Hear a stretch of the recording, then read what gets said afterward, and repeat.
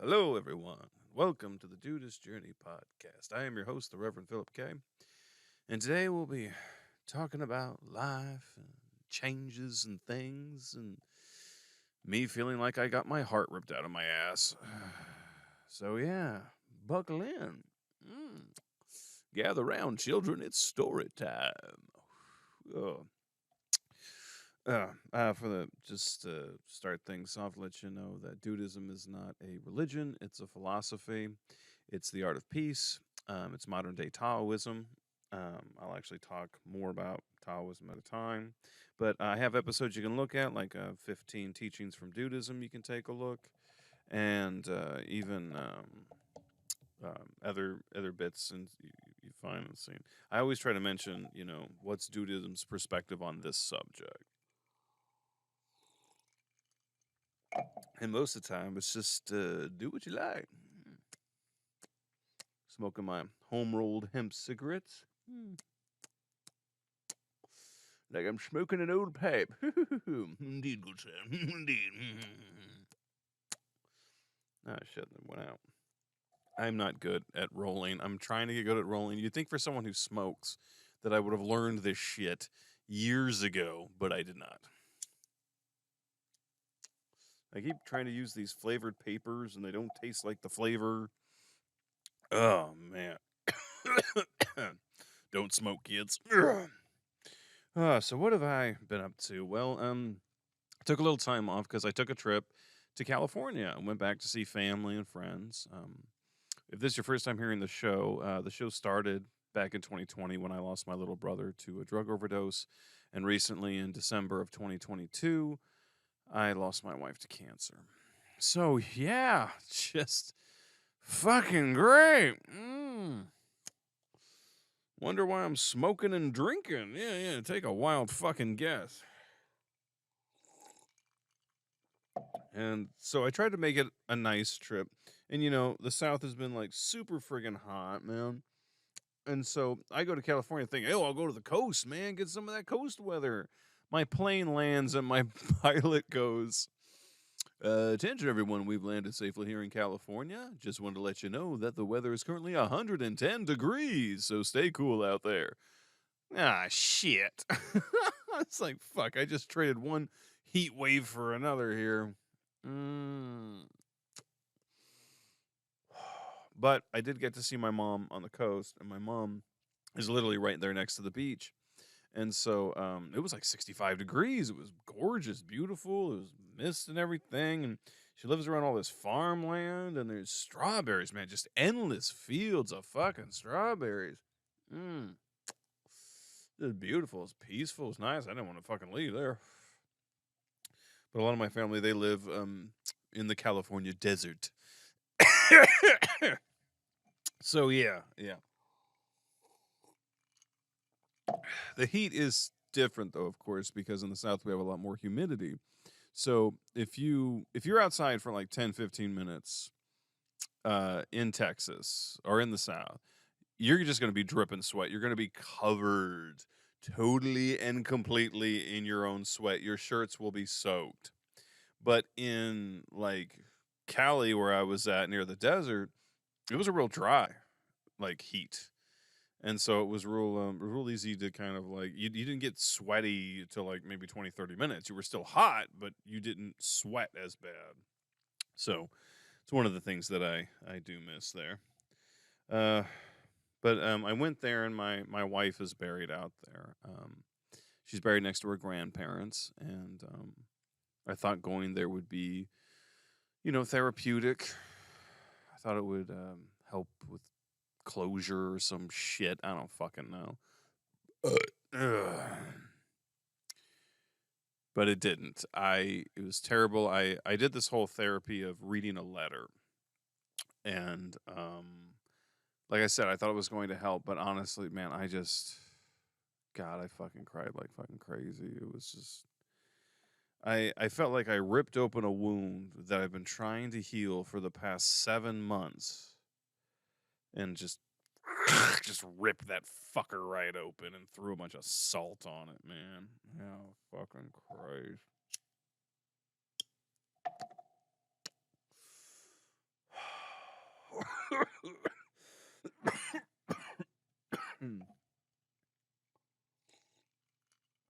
So that's what kind of influenced tonight's subject. And I plan to read the letter that I read to my wife at the end of the episode here. I hope I don't cry. I might, but I just hope that I don't. But meanwhile, the Barbie and Oppenheimer movie have come out, and everyone's like, "Oh, you got to go see the Barbie movie." No. I'm not a 5-year-old girl. I don't want to watch a fucking Barbie movie. Fucking really? Oh, God. And then Oppenheimer's like, well, Oppenheimer's a very intense drama. It's about a guy who builds the fucking A-bomb. Whoopity-doo. Who gives a shit? You see, that's my problem with, as I've gotten older, I have less fucking patience for, like, films and television shows. I'm very selective about what I watch. I only have so much time because I'm a parent, and now I'm a single parent, so I have even less fucking time. Right now, my 4-year-old is sleeping in my fucking bed because she couldn't sleep in her fucking room, so she had to come into my room and come into my bed, and she brought in 100 fucking stuffed toys. I don't know where I'm gonna sleep. Fucking Christ. So I'm very selective about what I watch. So I don't watch everything. Some people talk about this series or that, like Downton Abbey. Never seen an episode. Ted Lasso. Never fucking seen it. And I'm not fazed by it either. And I even know one of the writers on Ted Lasso. You know, you think I would watch this support, but I was like, no, I'm sorry. It's just, it doesn't interest me. See, before I see a film, I ask 3 questions. Is it a horror? Is it a mystery? Is it sci-fi? If you don't answer yes to one of those questions, I'm not going to see your fucking film. Okay? I mean, a comedy, maybe, but it depends on who's in the comedy. You know what I mean? So I'm very selective. And speaking of movies and stuff, just got the news today that Paul Rubens, Pee Wee Herman, has passed away at the age of 70 after a bout with cancer. He wasn't really public about the cancer. It was a private thing between him and his husband. And so, that's their whole thing. So I do a post, just like, hey, I have this thing where I always like, today's going to be a great day. And then I read the news and something terrible happens. And I'm like, and I'm going back to bed. Fuck this shit. And so that was kind of happened today, and I did a little post, and of course, someone's got to talk about Paul Rubens being a pedophile or having child porn or some shit. So I was like, okay, look, I knew about the masturbating in a porn theater, and he got cited for that. But I'm like, dude, that's what people do in porn theaters. Like, I mean, it's like, arresting a guy for walking his dog in the park. That's what people do in the fucking park. They walk their dogs. He was whacking off in a porn theater because that's what they do in porn theaters. They whack off.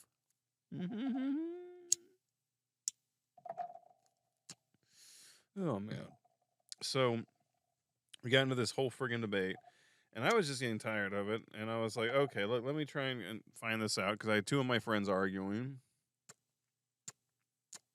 So I go in, and I was like, all right, let me try and settle this. So I go to the LA County records, and I go to ask to search the criminal records. It's $5 to process. So I do the $5, and I get it, and everything on Paul Rubens. And it's mostly just speeding tickets, and there's nothing about the child porn. And so I did a background check on him. That cost me $30.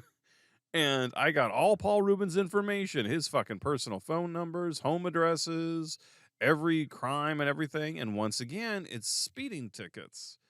And there's talk of him being on a sexual register, like, a predatory list or some shit. But it's never listed. It's not there. And there's like nothing. I'm digging and digging, and I'm not finding anything. So I'm like, unless I contact his attorney who was representing him at the time, what the fuck? So I went through a ton of articles and a ton of interviews. And I finally boiled it down to this. Okay, so Paul Rubens had in his possession a bunch of old magazines. And yeah, some of them were porn, like the sexy lady or some bullshit. But then once again, they were like the early 1900s. And so there were, photos of young nude men, and they weren't sure what age, they were, maybe 17 or 19. They don't know.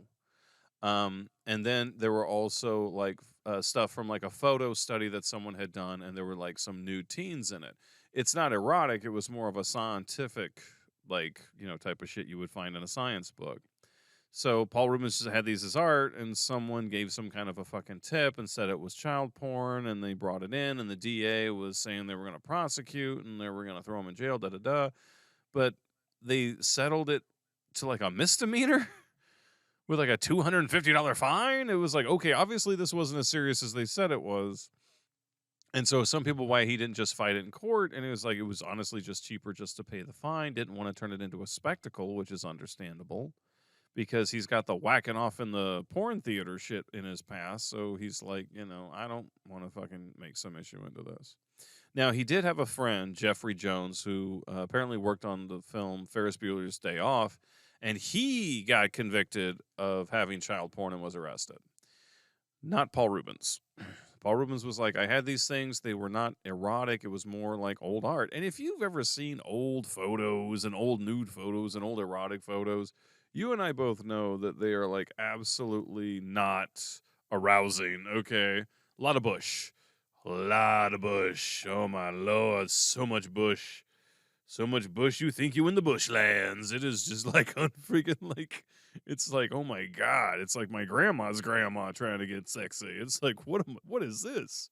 She has knickers? Who the fuck wears knickers? Oh man.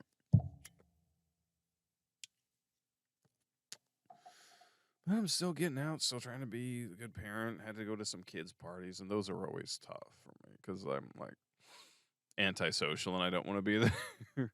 But I'm nice, I'm kind, I help out with the kids, I do what I can. But my youngest daughter, we went to this party, and you know how they got those inflatable bounce houses that also have like slides and little pools and water and stuff.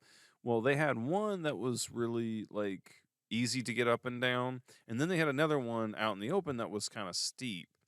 And so my youngest, who's 4, keeps trying to climb up to do this, and she does it a couple of times, but then she falls, she hits her foot, she sprains her ankle. Poor kid is crying like crazy. Um, the parents there, Rick and them, they were great. They got her ice for her ankle and Tylenol, and they put a little footstool to put her foot up and everything. So she was sad for a bit because she couldn't go and play, and then she tried walking a couple times, still hurt. But we just waited and waited for kind of for the Tylenol to kick in, and then she was all right. She was able to still get cake and do the pinata and all that kind of stuff.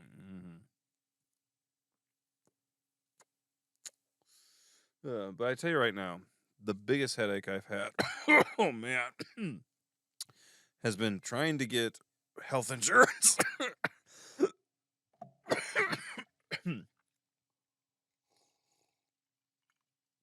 See, I'm self-employed. I don't make that much money. And so because of that, I'm trying to like find health insurance. Now, I'm in the great state of Texas, and the great state of Texas decided to opt out of the whole affordable health care thing. So I'm not getting the same options as other folks. So when I go in and I give them my low income and all this problems and all that, oh man, they immediately are like, okay, you need to go to the Medicaid office because that's what Texas's options are. Either you're going to pay $500 a month for like Blue Cross Blue Shield, or you're going to get Medicaid. So I'm like, well, I can't do 500 fucking dollars a month because beforehand with my late wife, yes, she was in a wheelchair. We needed that health insurance, and we got it through her work, and we got really good insurance. But after she died, that insurance stopped. Cobra wanted like $3,000 a month. It was fucking unbelievable. And so I went ahead and stopped. So I was like, look, let's just do Medicaid so we have something. But then I go through all this shit to get the Medicaid. I'm giving them all our paperwork and all our files and identification and birth certificates and marriage certificates and death certificate, fucking everything. And we finally fucking get it all of us are set. We've all got this Medicaid insurance, and it's like superior health insurance or some shit. But then I called our pediatrician, our dentist, our doctors. No one accepts it. No one fucking wants it. No one wants to touch it. And I can only go to certain doctors and certain pediatricians and all that shit. And I'm like, you are fucking kidding me. Like, obviously our doctors and dentists and everything, they were set up when we lived closer to town. Now we're out in the country. So I wouldn't mind making some changes. But I don't fucking know any of these doctors and shit. And the fact that I can't choose and pick, I have to go through Medicaid's only one. I'm like, this is so fucking crazy. And yes, I do believe that we should be spending money on universal health care because it's cheaper than spending money on fucking tanks we're not going to use or a fucking B-1 bomber we're never going to fly because it's all fucking drones with Tomahawk missiles and shit now.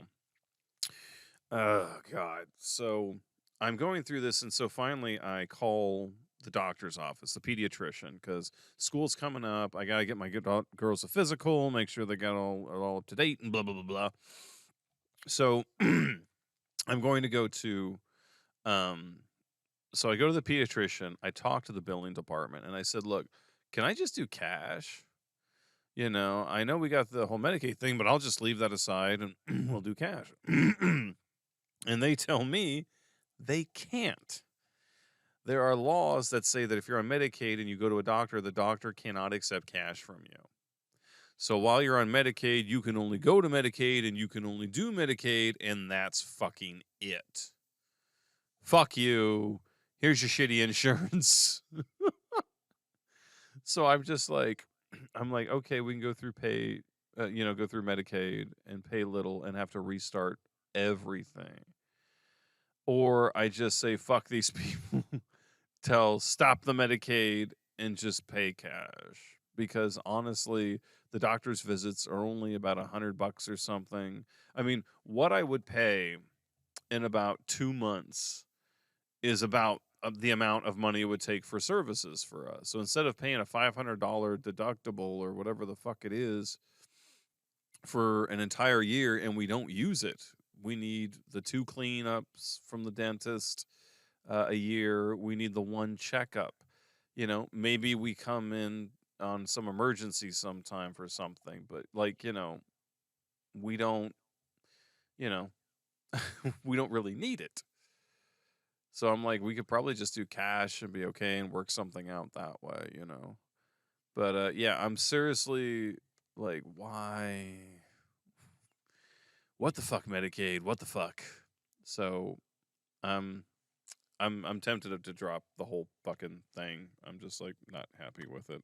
Maybe there's some cheap HMO somewhere that I could take. I don't know. Oh God. Oh, and speaking of good old Pee Wee Herman and the whole sex scandal there and child porn, the Catholic churches in New York just paid out $100 million to past sexual abuse victims. That now makes the total over $4 billion the Catholic Church has paid out. And of the, 4,000 to 5,000 priests who have been named and those that have been convicted, I mean, I think only 252 have actually been convicted out of 4,000 to 5,000. That's not enough. Like, these fuckers belong under the prison. Okay, I'm sorry. I very much agree with Jason, the Alaskan Avenger. This guy tracked down pedophiles and beat them with a hammer. And I'm like, yeah, okay. Why is that guy in jail? He should have a medal. He should be a member of the Avengers. The fuck? Gotta get some t-shirts, man. Anyway, so let me get you on to what we're talking about today, man. And what we're talking about today from the title is Letters to the Dead. And this is something I did as kind of personal therapy, and I'm going to share it here with you today to see that this is actually a practice that psychologists and therapists use for patients who are dealing with grief and loss of a loved one. So when people ask me how I'm doing, I say terrible because that's the truth. I'm terrible. I cry every day. I feel like there's a spike going through my chest. It is absolute fucking hell. Um, my kids are probably the main thing that have kept me from just losing my shit, man. Because it's fucking tough. It's fucking hell. And yeah, do I want to crawl into a fucking bottle? Yes, I want to crawl into a bottle. That would be nice, but I can't. It's not an option for guys like me, man. It's just not an option. So, sometimes I understand how it can feel kind of odd doing these kinds of things and going through this because this is one thing I didn't like about seeing therapists is just they're just like, oh, you'll know. Because I'm like, when should the pain stop? Or when should I move on? Or what should I do? And they're just like, oh, you'll know. No, I won't know. I'm a fucking mess, man. My mind is a fucking just like I am being held together with duct tape and little tiny strings that want to break and are on fire. Okay? I don't fucking know. I don't. I'm bumbling through the shit blind. I've never lost someone this close to me before. And for those of you that don't know, my wife and I, we met when we were 16. We got married just before we turned 20. We were married for 22 years. All right? This was not like, oh, yeah, we were married for a couple of years and then something happened. No, this was years. This was decades. Decades of love and devotion, of having someone next to you. And I can't, I can't even sleep. I'm all fucked up, man. I'm a big goddamn mess. Who can't roll cigarettes? Hemp cigarettes.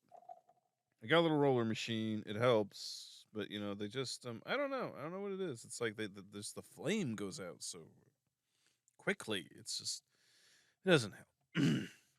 But anyway, this whole act of writing a letter to a loved one that's passed on is a process, and I'm going to talk about the process today. A little bit of the why and the how. So that way we can kind of cover those bases here for folks. Now, it has been proven that writing letters to lost and late loved ones is a therapeutic. It has therapeutic effects to help you cope with the loss of that person. You can disclose deep emotions through the writing that you might be afraid to share with other people. This is why we pay therapists, because we can say whatever we want and have no fear of judgment. Yeah, you got to pay someone for that. But it's through the writing, and by doing this, it releases the stress. You can express yourself without judgment and let that person know how you're doing and how you're feeling. And I share my pain here. I know a lot of people out there like to share their successes and their love life and their businesses and their children and their dinner plates. Ooh, I ate this for dinner. Look at it, everyone. It's amazing. But me, I share pain because we all have pain. There is no life that is free from suffering. We are all having to deal with something, and I think that's why people listen is because they understand, yes, this person has pain. And I can relate to that because I've had pain like that or I've had similar pain. So this is something here that can start. That's a good reason why, to release the stress. And I do have to admit it's like that. And I've said this before on the show that misery is like a jar filled with water that you need to empty. If you empty it all at once, it's going to be a mess. But if you do a little bit at a time, then you can empty that big jar without spilling it all over the place. And so that's what I kind of have to do. And it's tough because I'll be riding with my kids in the car and a memory or something will come up and I'll immediately kind of start tearing up and I'll have to stop myself and because I don't want to cry in front of my kids. They're listening to music, we're having fun, we're on a ride and dance car, woohoo! And I'm over here with like tears behind my eyes, like, yeah, it's a great day. Oh man. So, how does one do this? How does one write a letter to the dad? Well, first, you write to them as if they're still alive. That's one of the things that really helps here. Um, it's it's like they've only been absent for a time. That's what you're kind of thinking of. Like they're still here. They came back from a very long trip. Or as some people have done it is it's like writing to an old friend, which I think is kind of cool. Now, one of the tricks here when you do write these letters is that you don't edit yourself, man. Don't hold back. Totally uncensored. Let it go. Let it all flow. Let everything out. Because for me, when my wife was here, that's the person I was able to go to. The person I could just take a freaking mental dump and she would listen and understand. And I did the same for her. You know, you help each other and find that balance, and you're able to kind of release without having to pay a therapist. And you feel better. You feel like get it off your chest, and you're like, okay, I'm not crazy. I'm not the only person seeing this, and you understand. Now you can use any way to do this letter. You want to do pencil and paper, you want to do your iPhone, you want to do a computer, Microsoft Word, whatever. Write it and get it down. That's the main thing. Okay? And be honest. All right? Like I said, uncensored. Don't hold back. Apologize if you have to, you know. Maybe you did some things while the wife was gone. It's like, sorry. So our daughter has shorter hair because I gave her some bubble gum and she got hair in her gum and we couldn't get it out. So yeah, shit. You know, sorry about that one. But you really need to talk to them, let them know what's going on, how you feel, what's up, and like just bringing them up to date, you know, about everything and all that. So there is a little why and the how. Just quick examples right there. Now in Dudeism, we're about going with the flow and taking it easy. So hey man, if a guy's feeling sad and blue, let him feel it. Let him ride the wave, and when he comes back, he comes back. But when you go through something like this, when you lose someone you love, it's a scar and it changes you. It's going to be different. You're going to feel different, and it's going to be tough. Real fucking tough. Really, really, really, really, really fucking tough. Like, I wish I could throw a chair through the window, but I don't.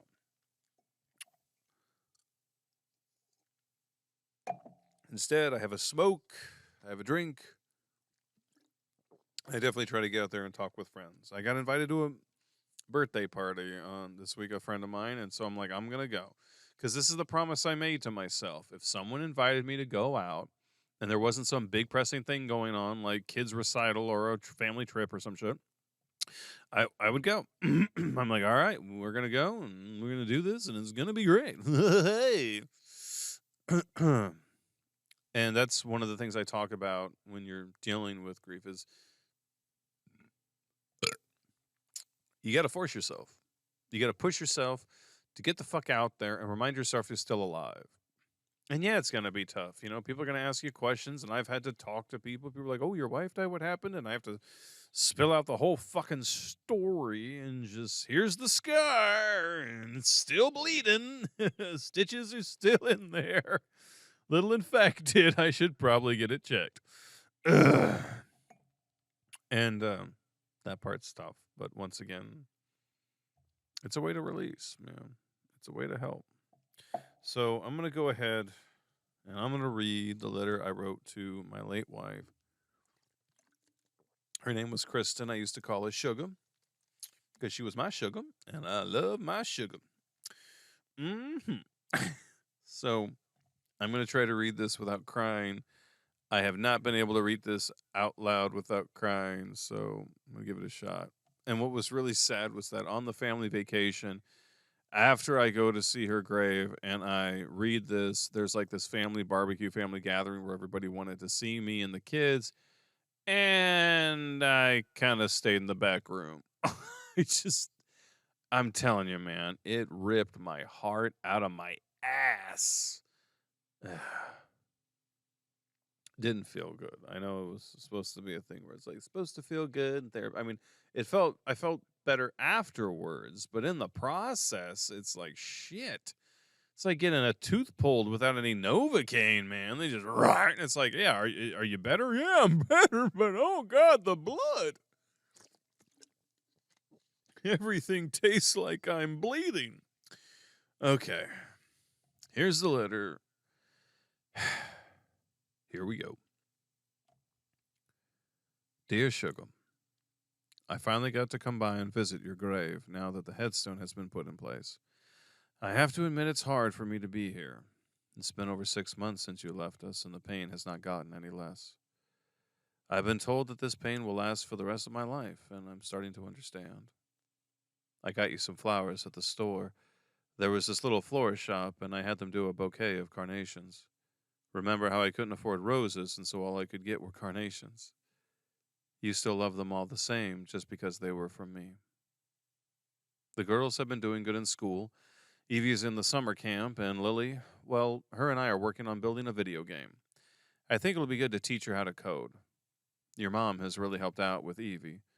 She's been so patient with her. Your mom has probably watched Despicable Me about 1,000 times. I don't know where I would be without her help. Your dad has been working on the lawn. It looks great, and he took out a lot of the weeds, and there's grass growing everywhere. I try to encourage him as much as I can because he said that that's all he knows how to do. Well, I finally got a new car. I know you've been bugging me for years to get one.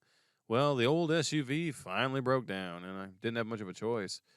Just got a simple truck, but I think you'd like it. It's been so hard without you. I still cry every day, and I don't know what to do with your things. We donated your clothes, and your wheelchairs, and your medical supplies, and even the van. You and I both know that there are people out there who needed it more than us. It's still hard to look at your picture, and I still can't sleep at night. I've only had one dream where you were alive and you came back, and everyone was so happy. I know I have to let go of that dream. I know I have to let go of you. You were one in a billion. I'm never going to find someone like you. Lily still can't talk about you. Every time I try to get her to talk, she starts crying and begs me to stop. Evie, well, she was asking about you every day. She begged me to go to heaven and bring you home. I had to tell her that I couldn't. I had to tell her that she wouldn't see you for a long, very long time. She asked me to rub her back every night just so she can sleep, just like you did.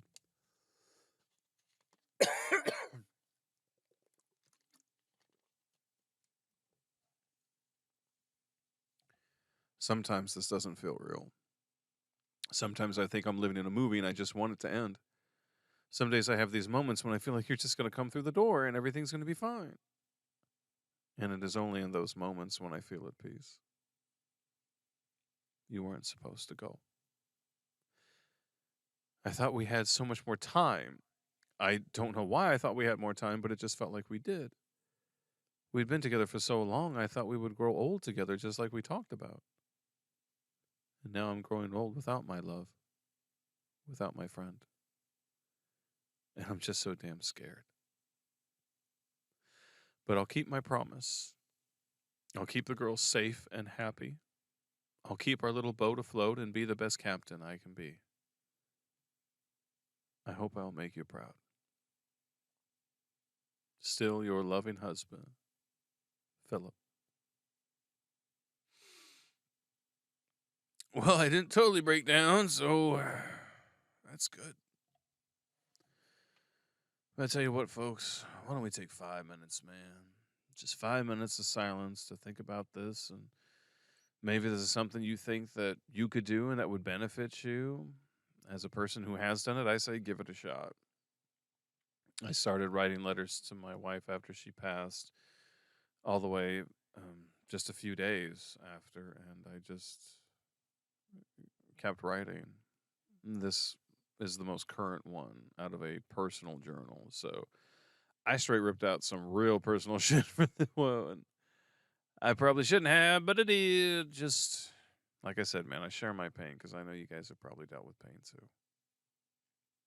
So let's just take 5 minutes to meditate, pray, chant, have a smoke. I'm gonna have a smoke and a drink.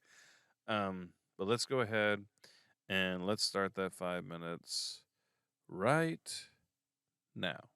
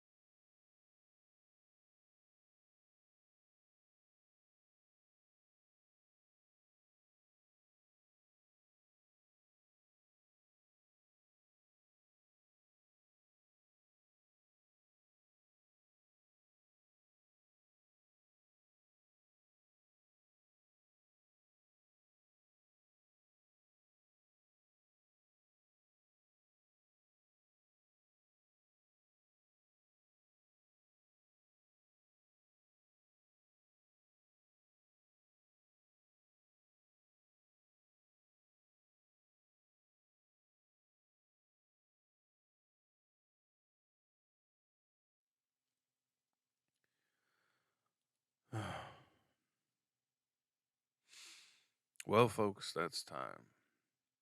Hope you're able to take that time to kind of relax, take some time for yourself, get a little peace of mind, man. I know, Lord, I'm going to be taking all the drugs I can to try to sleep tonight. It's like, please, Mr. Blue Pills. Please, Mr. Alcohol. Come on. Put my ass to sleep. But yeah, I know, you don't mix those together. All right. All right. Let's just be sensible. Ugh. But I hope I was able to share something today that might help, something you might be able to use. And even at the end of the day, let's say you don't have to write one of these letters. Well, then, my friend, you are lucky. You're blessed. Feel good about yourself.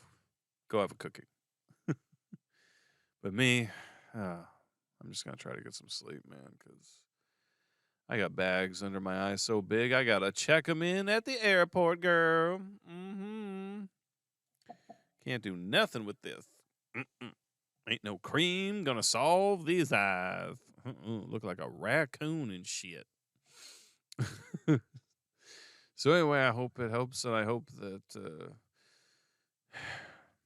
that when you're going out in this world and you're dealing with all the madness, man, I hope you remember to take it easy, because when you take it easy, the dude abides. All right, man. Thanks for tuning in. Hope to see you next time.